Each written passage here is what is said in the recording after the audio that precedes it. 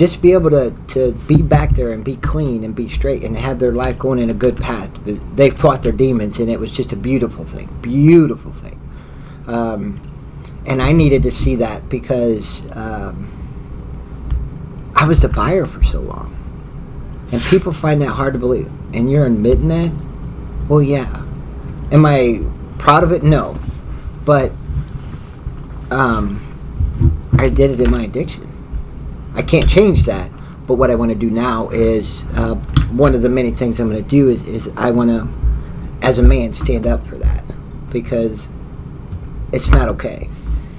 It's not okay because those girls are a daughter, a mother, a sister, a grandma, a mom, and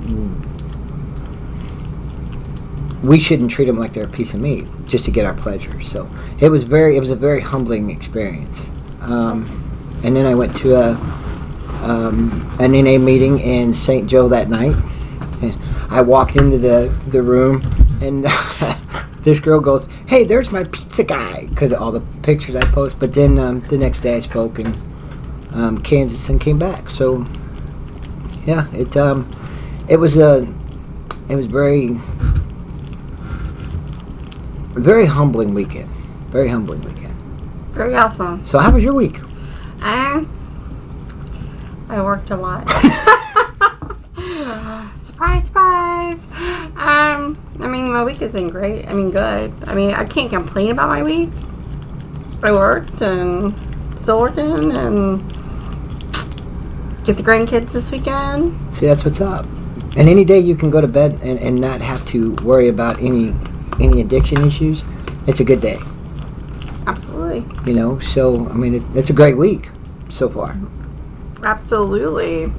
No matter what goes on in our daily lives, as long as we don't backslide and go back to our addiction or go back to those addiction tendencies, whether you think it's a bad week or not, that's a great week. Absolutely. Absolutely. So do we have... We have not received her call yet. Right. So, and you've got all the questions to... I don't write anything down. I'm not... That's okay. But yeah, it was very...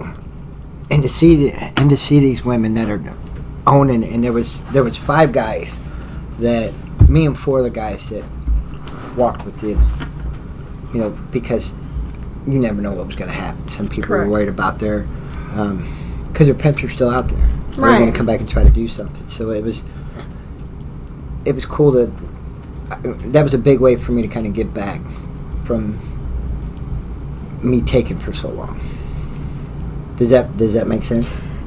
It does. I see your point. Me and 4 of the guys that walked with you. So because you never know.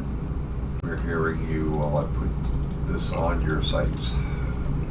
And if there's any guys out there that were like me, that, and you see it all the time, it's married women or married men that want to do it with, because they're not happy in their marriage, or they leave a bar or whatever it is. Something I didn't realize, I didn't think about because my mind was just out there. But the next time you go do that, what if somebody did that to your mom? What if somebody did that to your daughter? So, and then the addiction part of it goes hand in hand, and then on the addiction end of it, going to that meeting, it was good to see some good recovery. Not just in St. Joe, but in Kansas too. Because there's people, and so far this week, I know of at least a half a dozen people that have died from an overdose. Maybe not personally, but through mutual friends, and and it's just something's got to give, and we got to step it up. And she said she can't get on.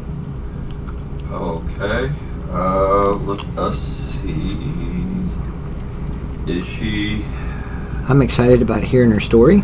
Yes. It Well, looks like she's actually on,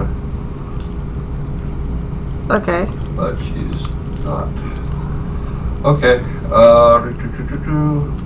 Is her camera on?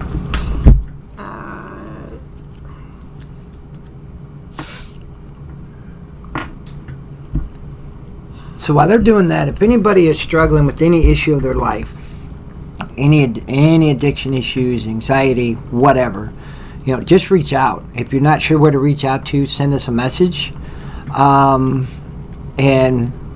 I can guarantee and promise you one thing: we will get you the resources. We ain't gonna make the call for you. You got to do it yourself, and if you really want She it, said yes. you'll do it. Okay. I'm going to start another call. You can give her the information. Okay. Hey, will you scoot over some? Towards you, or No, that way. So I can scoot over. No, scoot that way. oh, so you're okay. So we're kind of even. Or are you just gonna push me out of the? Not totally. I probably didn't even sound right, did it? Okay, send her the link vmix.at. Oh, wait a minute, wait a minute. Let me... If anybody has any questions, concerns, comment on this. Okay, so vmix.com, what? .at.com. Oh, wait a minute. vmix.at / little a, big U, little R, little K, big F, little a. Is that it? Yep.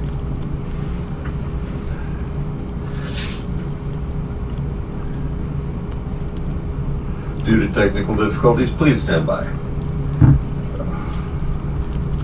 I'm gonna put my hair down. Do you see how...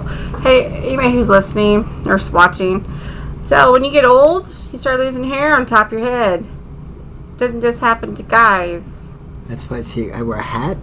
Having to still swimming.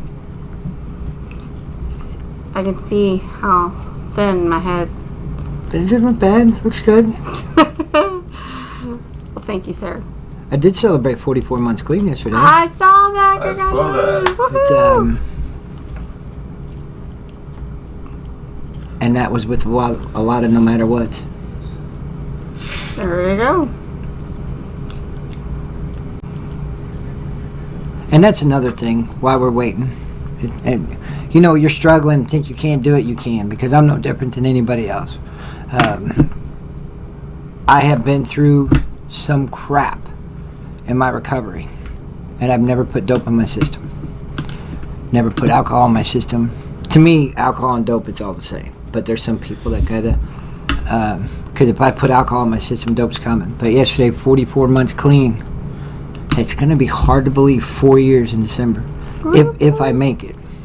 If you make it, you are going to make it. Why are you saying that in the universe? I'm gonna make it, but all I worry about is today. I get you. But, I don't get my mind going 4 months from now. That's fine. I worry but about. you're gonna make it. Yeah, I'm gonna make it. But see, it's. I think if you say if, people listen to that and they're like, oh, there's that opportunity. Well, and there's a lot of people that. We say that because there's a lot of people that will get confident and cocky. Oh, there's. And the first time you get confident and cocky, you're going to backslide. It's a slippery slope if you don't catch yourself. Because then if you get confident and cocky, then you're going to stop going to meetings. You're going to do this and that. So, tomorrow's not promised. I could wake up tomorrow, be a hot mess, and boom. I mean, it's not going to happen. But I'm just saying. You're not. My internet is being ridiculous all of a sudden. So. Can she call your cell? Hold on, I'm sorry. She said, hold Call on. your cell phone Can you call? and go through that way. Call Just put it on speaker. myself.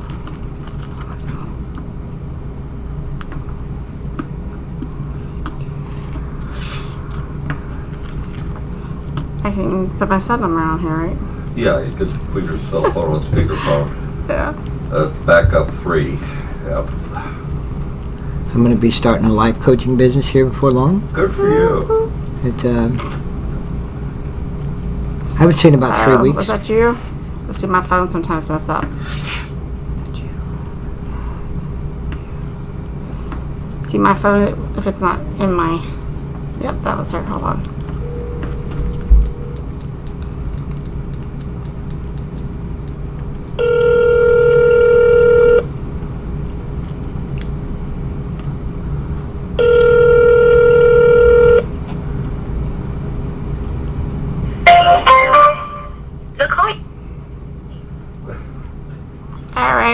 We are having fun. Yep. It's a learning. By the way, I apologize for the green that you're turning, but... Green's my favorite color, so we're all good. I don't have a favorite color. Oh. Really? Say red? Oh, not really.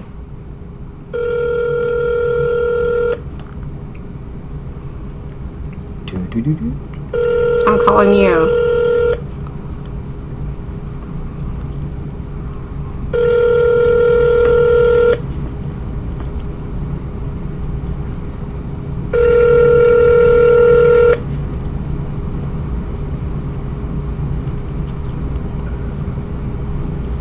It won't go through. So call me back. We'll get her. We'll get her. Whoever needs It's to. a hell moment. Yeah, it's all good. But whoever needs to hear her message isn't by the. Oh, you know what I thought? I forgot you probably call Facebook. Yeah, but depending on how you got good signal down here, probably may not. And can you put it on speaker? Hey, you know what? Hold on a second. I'm gonna see if I can put you on speaker on Facebook because I don't know if you can or not. Oh, I see you. Hey, what's up? I'm Lisa. Okay. Oh, I can hear you. Try to get on again. Okay. I'm not really sure what's going on with. It's not coming through, but it's okay. You got her on speakerphone, so everything's good. Hey, why don't we just start it here? I got you on speaker, so at least people can hear you. Is that cool? Hello? It's cutting off. You're going to have her call your phone because the connection may not be the best. Or she can call the... Okay, can you hear me? Hello? Can you hear me? No, she just ended it. Let's close that. Maybe she can hear you now. She just ended it, so. Yep, have her call you. Have her call 314-274... Oh, wait a minute. You go so fast. Call what? 314-274... 274... 8839. 8839? Yes, that's this phone over here. All right. Hey, thank you. Yeah, see, sometimes my phone will set it to voicemail because it's set up if you're not setting my phone. Well, and sometimes down here the signal's not the. What's her name? Heather. Heather what? Heather Mears, M-E-A-R-S.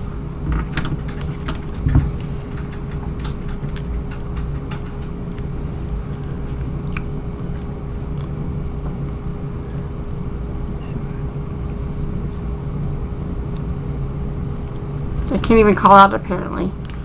Oh no. That's a landline. You should be able to get through a landline. Oh, I think she's saying her phone's not letting her call out. Oh.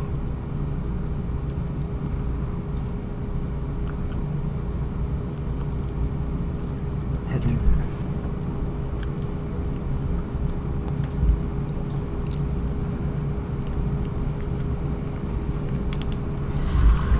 Where's she from? Missouri. Well, actually, I think she was raised in New York or somewhere. And she can't answer your phone? Well, the number she sent me was not a Missouri number. Oh, it's Macon, Missouri. Macon? Macon. This is Heather. Leave a message. Bye. All right, Heather. Well, that's all right. It's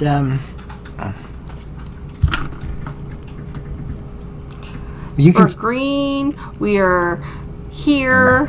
We are sober. That's it. It's a blessed day. No, look, it is. And while we're waiting, while you're trying to, I've really been hitting it hard with people lately on gratitude lists, because if you're grateful, you're not going to use. If you're grateful, you're not going to slip up. If you're grateful, you're going to push through anything that goes on. And a lot of people tend to forget what they're grateful for. You can say it in your head. Hello?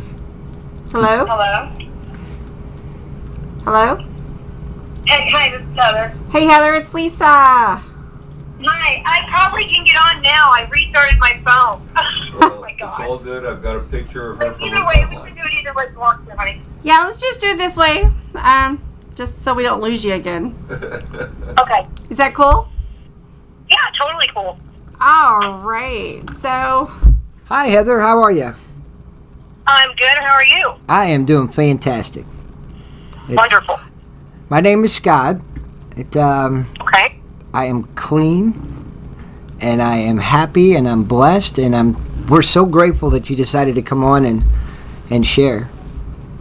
I'm absolutely excited about it. I really am. Anything to just help one person is worth it. Absolutely. so Heather, how old were you when you first started using drugs? I was around 10. My mom did not know I was, because I was going with someone that was a little older than me, but considered like a sister. And believe it or not, marijuana, of course, was probably my first, which I'm sure a lot of people started with that.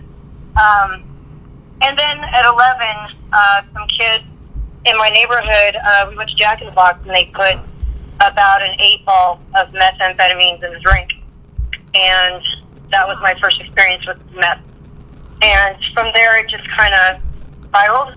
I had been molested, and so I think I was looking for something to make it go away, you know. So that was kind of that's what got me started. Almost a lifelong addiction to some terrible things. So So how long were the you? heroin didn't come until later. Go ahead, I'm sorry. Well, it's okay. How long were you on drugs? 5 years ago, I quit meth for the last time, almost 6 years ago, I guess, something around there. Heroin, I've been on for about 20 years. Oh, praise Heroin was I was a heroin addict when I was in my younger 20s in San Diego, California. It was a pretty rough lifestyle. Yeah. Now you mentioned before to me that your mom was a police officer. She worked at the police department. Okay, but she worked at the police department, and you had a pretty good childhood. Is that correct? Yes.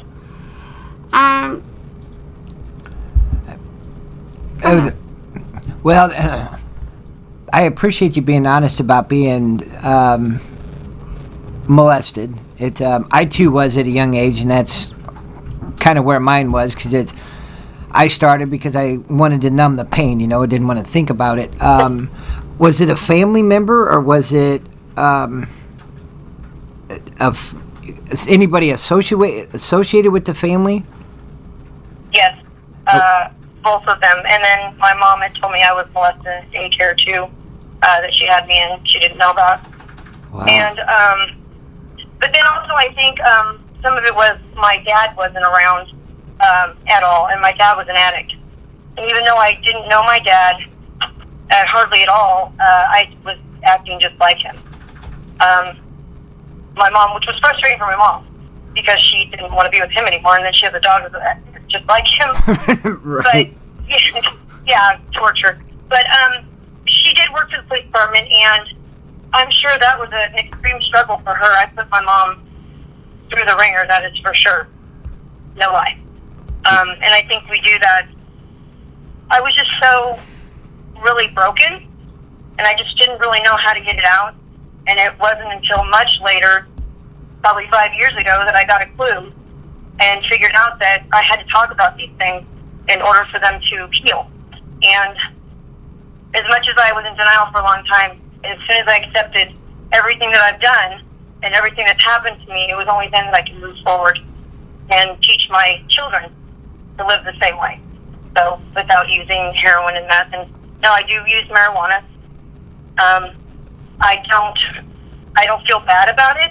If you had seen me before, you would be like, hey, she's just using marijuana. So I used to take about 12, 13 pills a day. Doctors would just hand them out like candy. So I was Dr. Hop. You name it, I took it. And so it was an on again, off again thing for me. I would do real good and then I would not. And when I crashed real hard. So I think really my turning point was when I met my fiance now. He does not use, he's never used. And he stuck it out with me in the middle of my addiction because he believed I was a good person. And it was just that one person to stick it out. I realized I was worth it. Now, you were married prior, is that correct? I was married 2 times before. Okay. Once when I was very, very young. And then my second marriage was to my daughter's father, and he was in the military. And if I'm not mistaken, you mentioned that he was serving, I guess, and left you alone for a while? Well, not his choice, but yes, he was in Iraq. Right, right. And he was in combat. He was in combat, and I was already teetering, and that was kind of it. Or maybe I was looking for an excuse, you know what I mean?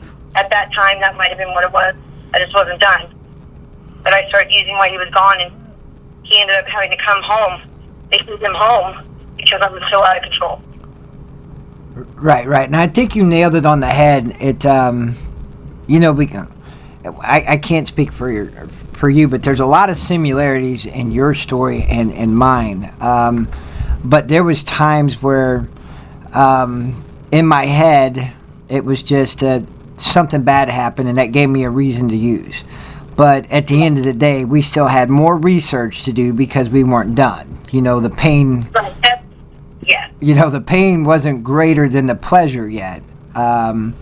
What was your? Because you said that you haven't used heroin in you said 20 years, and it's been. Yes, I moved away from California to get away from it, and that's when I married my second husband. He knew I was an addict, and he wanted to marry me and help me. He wanted to help me straighten out and get my kids, and my kids were still in California with my mother. So, yeah, it was a process of good people in my life. My ex-husband and I just didn't get along too well, you know what I mean? It just happens, but we raise our daughters together now. We're friends. So, It all works out in the end if you do the work, you know what I mean? I did sit there for a long time going, for me, but you can't do that. Where are you going to be if you just sit there and say, for me? You're just going to sit there. And I have daughters right. that I'm raising with how the world really is. So when did your mom and your grandma found out that you were doing drugs? Oh my, gosh, I couldn't even tell you. I was a habitual runaway. First off, quite the embarrassment to my mother. They would pick me up, bring me home, and I'd run out the back door, and I'd be gone again. And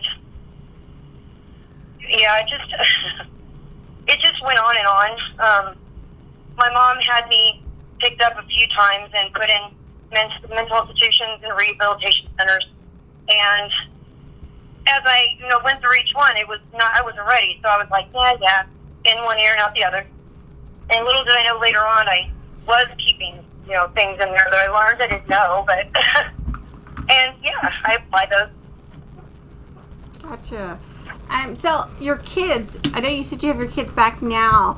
What does your kids think about the time away from you when you were using, and how do they feel about you now? Well, unfortunately, my children went through with me, and and this is probably going to be the one that makes me cry. Every day I strive to be a better mother and a better person than I was when they were younger, and they love me, and they are proud of me. And that's all that matters to me, is that my children know I'm a good person, and I'm a wonderful mother, and they love me no matter what. And that's what's up. That's what's up.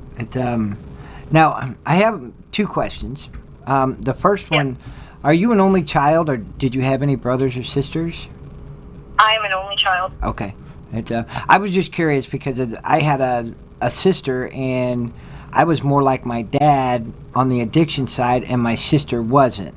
You know, and Right. when you said that you were more like your dad because he was an addict and you had that, I was just curious if you had a sibling that kind of did the same thing.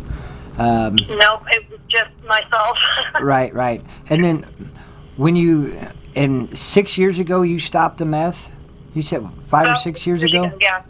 What was the final, I guess, the straw that broke the camel's back? I mean, what dropped you to your knees and you just couldn't do it anymore? At your rock bottom, I guess. I was going to lose everything, and not that I hadn't done it before, but there was much more at risk this time. Like I said, my fiance, he gave me an ultimatum finally. He couldn't just stick it out forever while I did my thing. And I think it was that.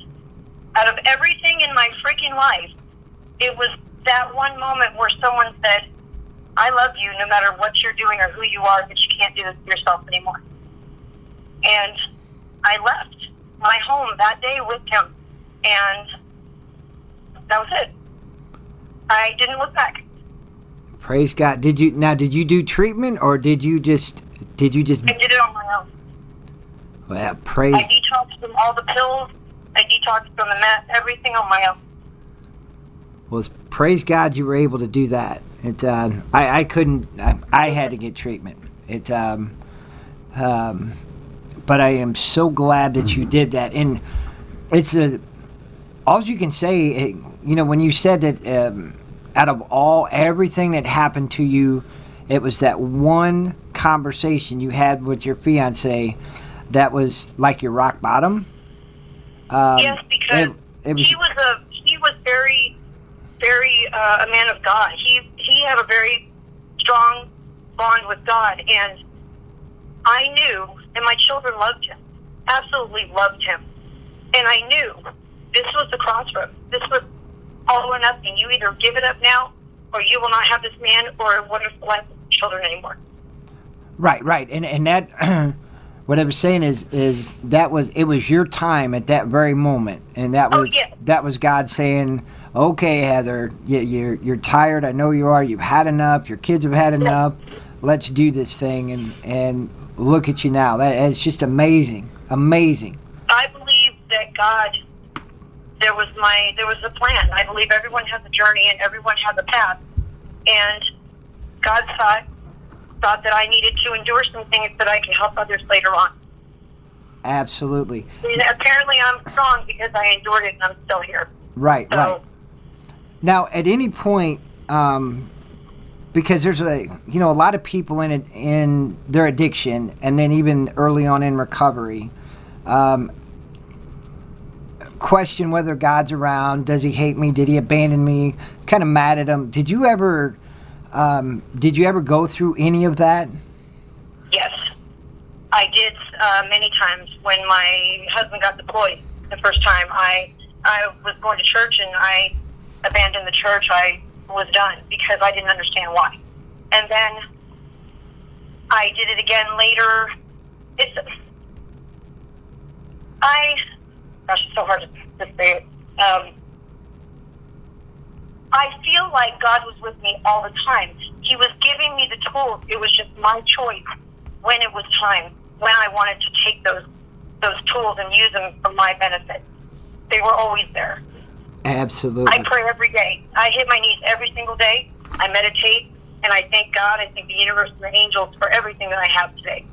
Because without that, I would not be here and trying to help other people. Who's your support system that is an extremely now? large part of it. Who's your support system now? My family. I have a very, very close family. My children are all close. I have a 29-year-old, 28-year-old, 22-year-old, and a 9-year-old. And the older ones, we're all trying to teach the 9-year-old how to live right and how to live in this world. And if I wasn't clean, I wouldn't be able to do this. So I have a purpose. And I believe that we have to lead the children, man. They're coming up in this horrible world right now. So that's what I strive to be, is just someone there, or if someone needs to talk, or anything. Right, absolutely. It's having a support system, whether it be a 12-step meeting, whether it be church, whether it's family, whatever, you got to have that support, because we can, at least for me, and I know a lot of people are like this, we try to do it on our own, we're going to screw up. But if we have people there to hold us accountable and to be there to pick us up if we fall in the back of the boat, you know what I mean? It on the bad days, that's huge. That's huge. It is. That's what's going to help you make it. You can do it on your own, but it doesn't tend to stick, because, if you have someone that's constantly saying, you can do this, you can absolutely do this. And then every day, I wake up every day and I look at my kids, I'm like, oh my God, I'm doing this. And I'm still doing it, and I'm not going back. That's what's up. So do you think more needs to be done in the community to bring drug awareness? Yes, I think a lot's done, but people are still dying, and people still don't think they have options.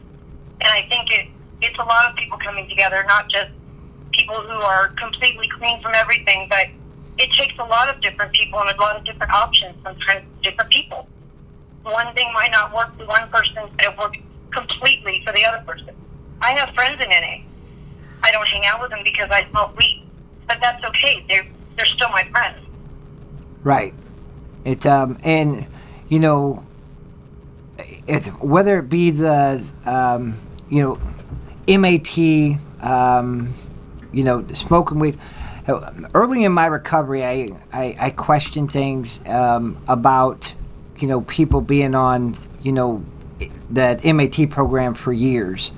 And now I got tired of people dying. And that's the whole thing. Someone doesn't have to die. Wouldn't you want them to do something that doesn't have side effects or hurt them and live? I would. Right. I would rather see somebody do that than go to their funeral, or say some prayers because they were found unconscious and they're fighting for their life. That's it. And I'm with you. There needs to be something done because too many people are dying, but we also need to get the message. We need to get more people out there without the judgment, because again, what works for you may not work for me, vice versa, like you said. Right. I can't smoke weed because if I do, it's going to lead to other things, so I stay away from that. Right. I know people that can drink alcohol, but they can't do the dope. I can't do that. I can't. If I drink alcohol, it's going to lead to a needle, so I just stay away from it all. And I totally get that. Totally get that. It's just we need to come together and just do more, because it shouldn't be taboo so much anymore, because the health benefits are tremendous, and I have helped people with cancer and stuff like that, and it's a beautiful thing. It's not taboo like it used to be. I mean, I don't go around flaunting it or anything because it's a whatever, but I support it 100% only because I've seen what it's done and what it's done for me. Right. But like you said, I don't judge other people. It's not about that. If they're doing what they are supposed to be doing their way, support you 100%. Yeah, it's I'm going to love you no matter what, and I'm going to support you. That's right. We may not always agree on things, but that's okay. We're all we still support each other, and we still, don't kick people when they're down. We lay down with them and guide them and help pick them up. That's right. And that's what recovery to me is about. It's about just giving hope where a lot of people are losing hope. That's and there's a lot of that right now. Absolutely. And that's absolutely, the more positivity we can spread, the better. Hey, Heather, I feel like there's more to your story, and we've been asking you questions. So I want you to just kind of tell the world who you are and how you got here. Well, I got here through finally realizing that I'm worth more than the drugs I was doing, and that my family and my loved ones are always there. And if anyone just needs someone to talk to, just talk. There's lots of people that would just talk. I mean, really. And I'm clean today from the things that were killing me, and that is a tremendous triumph for me. And if I live the rest of my days out this way, I am truly blessed. That's right. So how many times did you OD? A couple times, a few times. Amongst being there when other people did, watching what other people would do to people when they would pass out during. It's a pretty horrible thing what people would do in addiction. But yes, probably 2 or 3 times. And when you were in your addiction days, can you describe how those addiction days, how it made you feel? Do you mean the drug or in the addiction? Like the feelings in actually in both. the addiction? Actually, both. Well, the feelings when I was in the addiction, and this is a pretty good example, is I didn't have my boys when I was running around in my 20s. My mother and my grandmother were raising them for me. And when I would come home, and then I would get ready to leave for the night, they would stand in front of the door, and they would kick and scream and beg me not to leave. So, some things went along with that. I mean, horrible things, but What's horrible? Tell me some horrible things, because I think the world needs to know. I mean, I feel like you're kind of sugarcoating this, and I want the world to really know what you went through, what the horrible things were. Well, a basic day in the life of Heather on heroin was wake up sick, have to get your drugs, will steal from my mother, my grandmother, whoever I have to go get my drugs. If I have to do other things for it, I will. Anything to get my next fix because I feel like I'm going to die. And I had bleeding ulcers because of the stress of wondering, like being such a horrible mother. Like all the time I'd have just like pains in my stomach because I knew my kids were at home and I was doing all this shit. And one horrible thing that I have forgiven myself, and I'm pretty sure my grandpa has forgiven me for, when my grandfather was on his deathbed dying from cancer, I left because I couldn't handle it, and I went and got high. And I lived with that for so long, I couldn't forgive myself because when I came home, he was gone. And I felt so shameful. But then the next day you get up, and that addiction is unlike anything you'll ever experience. It's horrible. Amen. Prostitution comes with it. I mean, I've seen people die in front of me. I've seen people rob people that OD'd and throw them out in the alley. Yeah, it's pretty bad. I've been raped by people who were my friends for years. I've been raped by complete strangers that just by some coincidence I happened to be there. So everything leads up to this moment, which is beautiful. Who I am now will never compare to who I was then. Ever. Absolutely, and amen. So the trauma you went through some trauma through addiction, to also not just before, but during addiction, the trauma that you went through. Have you seeked out help? I mean, how did you deal with it? I just dealt with it. I was abused a lot by my first husband, like tremendously every day. I learned how to be the woman who just shut your mouth and do what you're told and just go with the flow. I was very insecure. When I started using, I was very young. And when they say, you know, you kind of stunt your growth when you start using, it's true. It wasn't until almost 5 or 6 years ago that I actually matured to my age, which is 48. And that's scary because I just couldn't do it while my brain was healing. Right. I've been there, done that. I don't think I've. Right? I don't think I'm still maturing yet, but you know. Well, I'm not by any means, but in a good way. Right. Crazy, but Right. No, I get it for sure. There's so many similarities in our story. I mean, it's crazy. And I'm glad that you've made it out, and the fact that, you know, God took everything that you went through, and once you gave it to Him, now He's turning it around to where you can carry the message of hope, and you can be that productive member of society, be the mom you're supposed to be, and yeah, you know, and that's just a beautiful thing. it is. I was parenting out of guilt for a long time too, and that wasn't working. I was making my kids feel like crap all the time because I felt guilty all the time.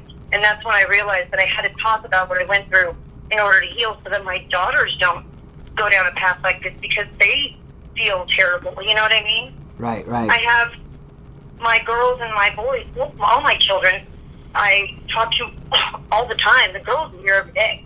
But I'm very close with my family, and we don't do a whole lot anymore, and I'm perfectly content with that. I like moving. Right. It's not so bad.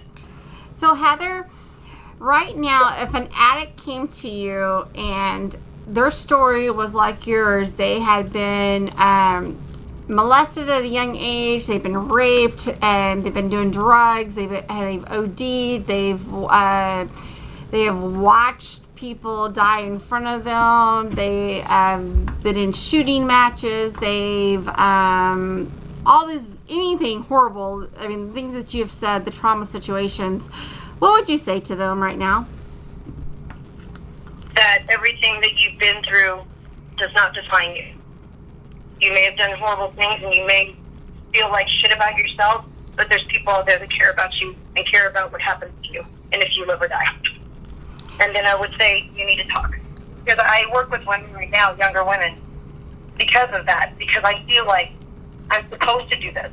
Like spread the message for women that have been through the same thing. Even men. You know, if it clicks, it doesn't matter who it is. A life is a life. Right. But what if they came back and told you, well, there's nobody here that cares about me? Then you just try to stick it out with them and you hope that they connect with you in some way. You can't force anyone, and I know that for a fact.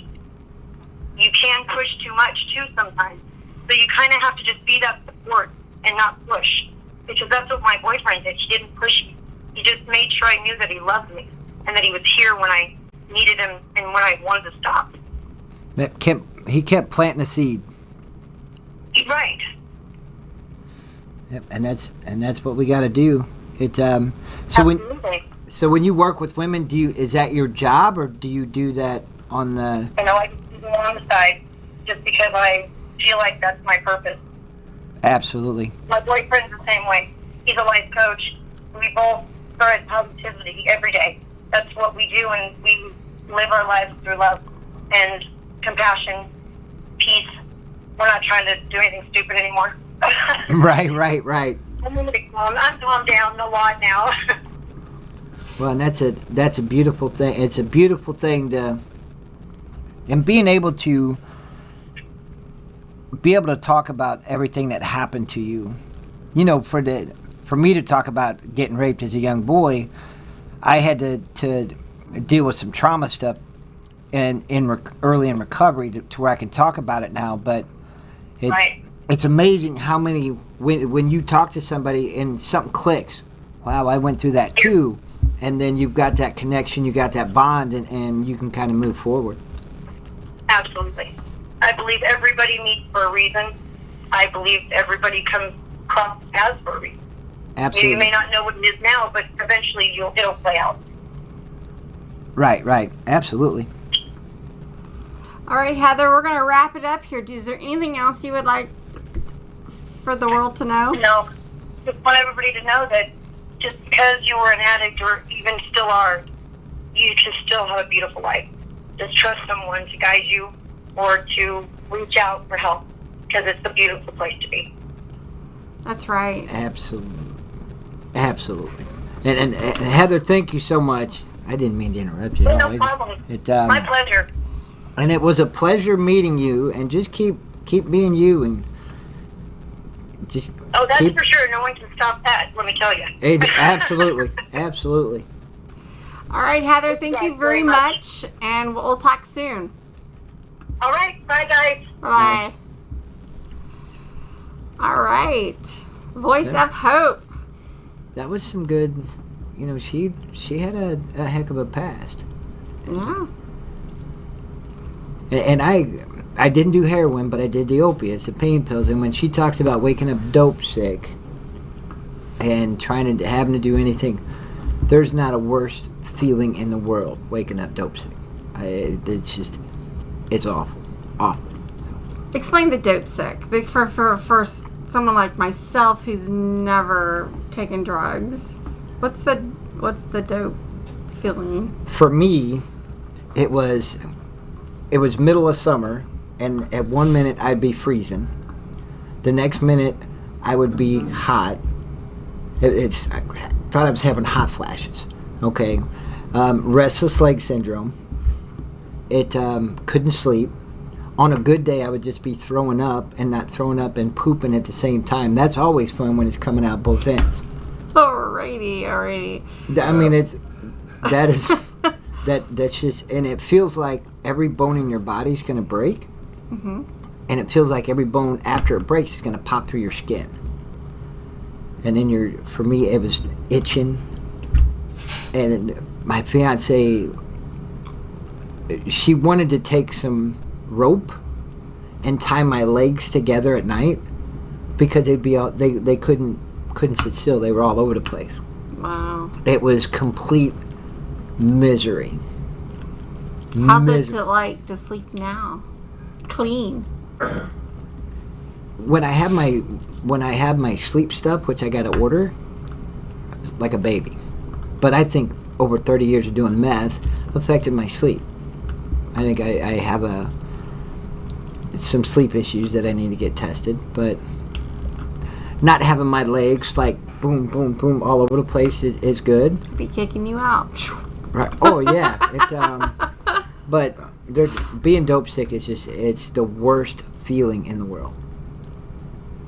So when you wake up like that, you're gonna do whatever. Luckily for me, I could have the ice right away, and then it was just off to the races. But yeah. All right. Well, this is the end of our little podcast today. Absolutely. We'll be back next Thursday at 4:30. Krista Hartman's going to be on with us next week. She has a non-profit organization to help addictions.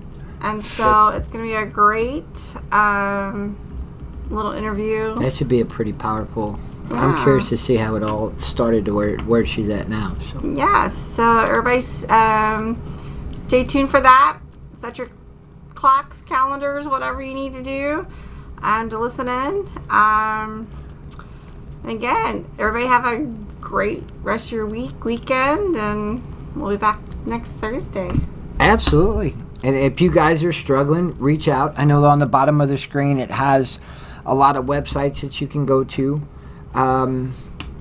If you don't get on the internet, you want somebody to go to an emergency room, get to a church, reach out to somebody in your family. If you don't have family, reach out to somebody through social media. If you're struggling, please reach out. We can get you the help. Somebody will get the help you need.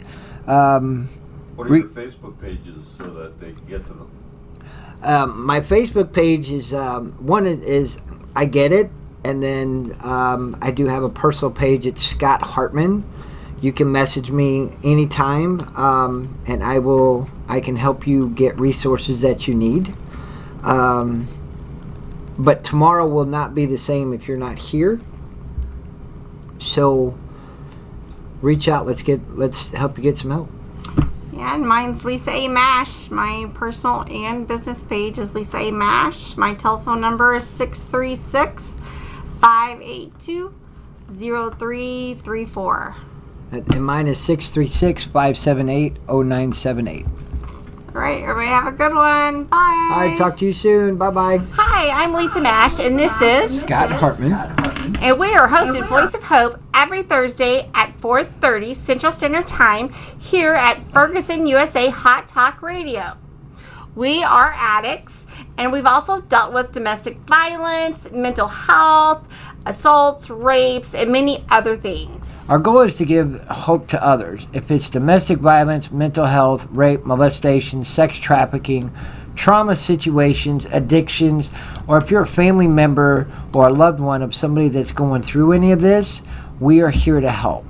And you're going to hear real voices, real stories, real hope, and encouragement.